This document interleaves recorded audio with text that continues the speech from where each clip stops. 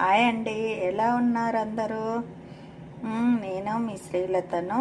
ఈరోజు నేను మీకు లావు రవ్వతోటి ఇది 2 గంటలు నానబెట్టుకొని కొద్దిగా బియ్యం పిండి వేసుకొని నువ్వులు, జీలకర్ర, ఇప్పుడు పచ్చిమిర్చి వేస్తాను. తర్వాత కొద్దిగా ఉప్పు వేసుకొని చాలా బాగా కలుపుకున్న తర్వాత ఇడ్లీ పాత్రలో ఈ ఇడ్లీ పెట్టుకుందాం. ఇప్పుడు నేను మీకు ఇక్కడ ఆవిరి నీళ్ళు పెట్టుకున్నాను.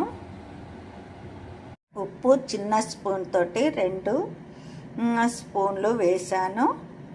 జీలకర్ర, నువ్వులు, ఉప్పు, కొద్దిగా పసుపు, పచ్చిమిర్చి వేసాను. ఇప్పుడు సేమ్ మనము ఇడ్లీ పాత్రలకు నూనె పెట్టుకొని ఇది పెట్టేసుకుందాం.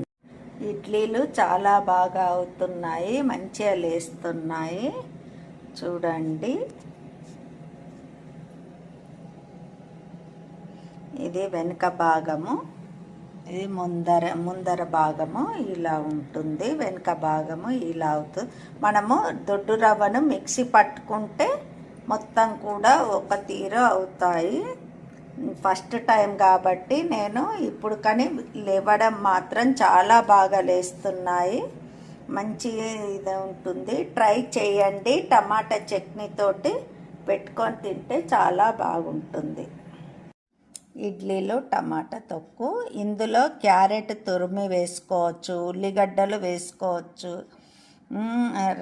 అన్నీ ఏవి కావాలంటే కూరగాయలతోటి కూడా ఇలా మనము చేసుకోవచ్చు. పిల్లలు ఇష్టంతో తింటారు, పిల్లలు కాదు పెద్దలు కూడా. మనకు దొడ్డు రవ్వ ఉప్మా చేసుకొని బోర్ అనిపిస్తుంది కాబట్టి ఇలా కూడా రకంగా మొన్న బన్ను దోశలు ఈ విధంగా చేసుకోవచ్చు.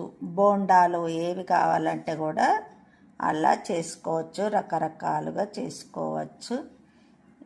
ఎలా ఉన్నాయో కామెంట్స్ రూపకంగా తెలియచేయండి, లైక్ చేయండి. ప్లీజ్ సబ్స్క్రైబ్ చేయలేని వాళ్ళు సబ్స్క్రైబ్ చేయండి. ధన్యవాదములు.